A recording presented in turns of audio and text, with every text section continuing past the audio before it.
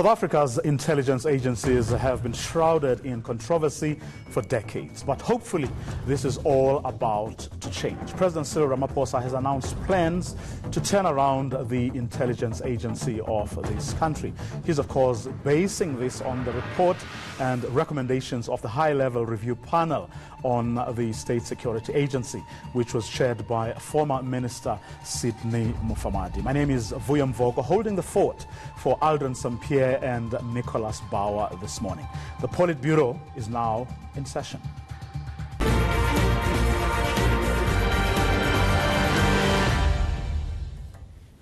So, the President wants to restructure the National Intelligence Agency of South Africa.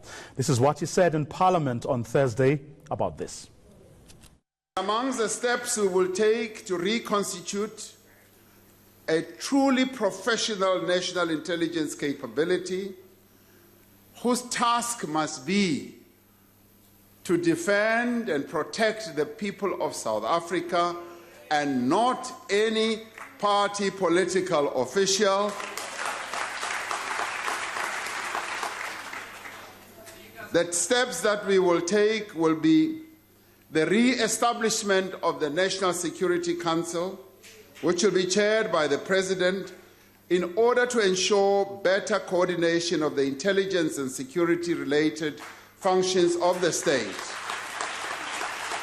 We will also re-establish the two arms of our intelligence service, one focusing on domestic intelligence and the other one focusing on foreign intelligence. For more on this, we're joined from Cape Town by former Intelligence Minister Ronnie Kasrils and by Dr. Dale McKinley, who is here with me in our Johannesburg studio. He is from Right to Know. Thanks to both of you gentlemen for joining us this morning. If I may start with you, Dr. McKinley. An obvious question, perhaps something we take for granted, but what's the use of intelligence gathering for any country? Well, I mean, as the President said, I mean, it's to ostensibly to defend the country from foreign agents and foreign enemies. That is obviously a very wide-ranging interpretation. But I think, generally speaking, it's to know what's going on, both within the country. So, for example, where our intelligence services fundamentally failed to do their most basic job was in, for example, the rise of, let's say, xenophobia riots, or the state capture issues. These are things that intelligence should know. So where people are breaking the law, where people both foreign and domestic are trying to basically attack the interests of this country, then the intelligence services have a job to do to gather that intelligence, to give it to the politicians and also to the public, and then that's their job. So I think in that case, every country has an intelligence service, and the question is the political control of the intelligence services and what exactly they're doing. Well, someone who would know more about this is actually Ronnie Kasrils, who is in Cape Town. Mr. Kasrils, when President Ramaphosa last year appointed this high-level review panel, his office said the purpose was, and I quote, to assess the mandate, capacity and organizational integrity of the State Security Agency. What's wrong with our intelligence services? Well, a litany of problems, but let me first praise the President, not as a praise singer, for that statement he made, and more particularly, which shows how serious he is, Vuyo, is that this statement came right at the very beginning of his parliamentary address. So he's putting that as a very high priority. The question of the problems are manifold. Dale McKinley there has pointed out what I would say has been the major intelligence failure of this country, and that is not to have been able to detect and raise the danger of state capture from the Zuptas to the Watsons, something right under our noses. And instead, we've seen them crying out against the Dale McKinley warnings and the right to know and people's demands for freedom of expression, etc.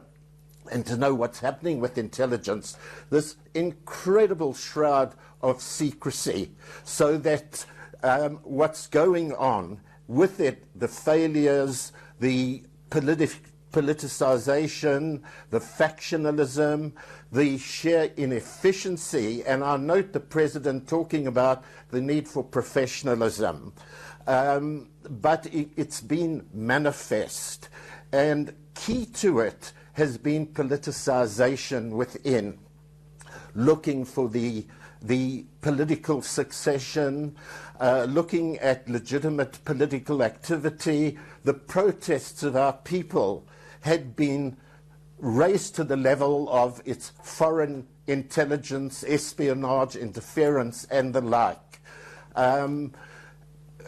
Further aspects, the intelligence agencies from my time, even before, from beginning to now, have never had an unqualified audit because of the secrecy within. The Auditor General himself or herself couldn't get into the areas where Jack Poe, its allegations, of course, I'm not saying it's absolutely accurate, but it looks, given state capture, very much like it, couldn't get into areas relating to principal agent networks and the like of a former Director General, because that was sacrosanct.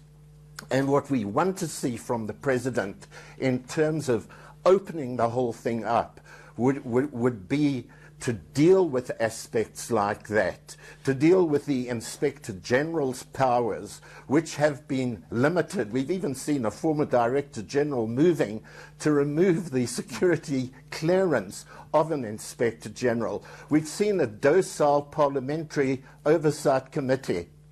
Thank goodness for media, for the Right to Know, and others who have raised the problems about secrecy. But a key factor is the need to redefine the political mandate of the intelligence agencies. It's been far too broad, and it's allowed all sorts of problems, interference into public and civil society, into protest movements, and of course into the presidential succession from Mbeki to then Zuma, etc. So I'm quite upbeat about what the President's striving to do. But can I just quickly say this? Yes. We had a Matthews Commission which looked into this, and I'm hoping the President's going to open that up, because that really did a 360-degree job of what is required. Dale McKinley, I mean, elsewhere in the world, how do people prevent the sort of things that both you and Ronnie Casseroles have been talking about from happening? How do you bring, accountability into the sphere of our lives without necessarily jeopardizing whatever it is that these agencies have to do? Yeah, it's always a tricky terrain, but there are several measures. One is legislation. So the legislation that passed that governs the intelligence services must be legislation that has democratic oversight. What we have is in South Africa, we have a problem of too much power within the executive, too much power within the big man. So it's the minister or the president. And so if you look at for example, the secrecy bill, the Protection of State Information bill, which is still sitting, by the way, on the president's desk after 4 years, you'll see that it was an attempt to try to essentially isolate the intelligence agencies from democratic oversight. So it's legislation. The second thing is that instead of putting that power into the executive pulley, you put it into the representative structures of democracy, which in this case is Parliament. Parliament must have proper oversight. And the committees that deal with intelligence must not be totally secret. So people must be brought into confidence. We don't need to know the operational characteristics of the national intelligence, but we certainly need to know how they're spending their money. We need to know what their priorities are. And also then, of course, civil society. You need a vibrant civil society pressuring constantly so that when the intelligence services overstep their lines and when they go after domestic enemies or people that are criticizing, that we can push back and say, no, that is not proper, and we move in a positive direction. So I think those three components are what a lot of other countries have adopted, and as a result, they have made their intelligence services answerable to the people, but also effective at doing their jobs. Ronnie Castros, there's something I've seen and heard ever so often, in fact, very matter-of-factly, and that's that former President Jacob Zuma used intelligence services to protect himself, but also to fight his political opponents. Yeah, I mean, that really shows the incredible danger of allowing a situation to degenerate to the extent it has. You know, I served under Mbeki and Mandela, and I'm not trying to say that everything in that garden was rosy, but clearly under Jacob Zuma, and this is where we've got to interrogate the ruling party and his ministers who allowed the decline, the degeneration, has to be curbed. And we can't simply put our faith in an individual, be it a DG, a minister, a president. There has to be the checks and balances. They've been referred to by Dale, vibrant civil society, the parliamentary oversight. I referred to Auditor General, Inspector General, Parliamentary Committee. These are the ways in which problems of that sort can be prevented. And then, of course, is the question of where there is wrongdoing, that there is real inquiry, why the Inspector General and civil society and Parliament are so important, that a president, a minister or a director general can be held to account. But you've got to have the internal regulatory mechanisms. This is what the Matthews Commission really gets into, by the way, and one waits to see, and we must see it. Dale has mentioned this. It's not the operational secrecy we want to know. It's the broader picture. What has this panel got to say about the internal control mechanisms to prevent the slide into the sinister realms of power and the oversight controls? That's the key question. I really want to appeal to President Ramaphosa, who started well on this, to open it up, as I did, by the way, and I'm not blowing my own trumpet, when we put the Matthews Commission report in total 250 pages out there into society. We ought to see it. Can be, parts of it can be redacted, edited down if necessary. We ought to see what this panel's findings have been and their recommendations. Okay, Dale McKean, very, very quickly. One of the things that the president said is going to happen will be the re-establishment of the National Security Council. How is that, which you will chair? How is that, from what you know, going to help? Well, it could be help or it could be a hindrance. It's a question of how, if President Ramaphosa is truly dedicated to opening up, taking this veil of secrecy away and saying, this is what we're going to do with intelligence services, these are the priorities, this is how we're going to spend our money, and he takes the public and Parliament into his confidence, then the National Security Council could be effective as a strategic oversight. If, however, that National Security Council starts becoming, well, we can't tell you this, we can't tell you that, then we're going to go right back into the same problems. So the fundamental issue here for all South Africans is, let's open things up. Let's go right back to the founding provisions of our Constitution.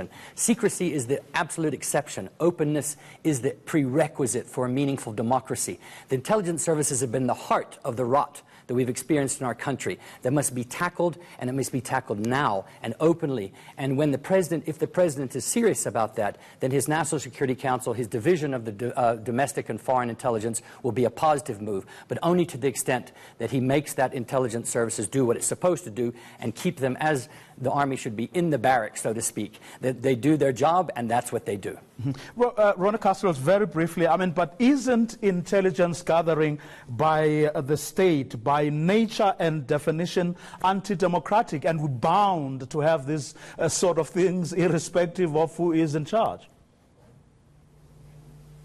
No, I wouldn't say it's anti-democratic, the gathering of information. You know, gathering of information, it's well known that something like 90% of the information gathered is in the public domain. You need a way of bringing it together. You need a way of the researchers, the analysts looking at it and coming to useful conclusions of foresight, of warning.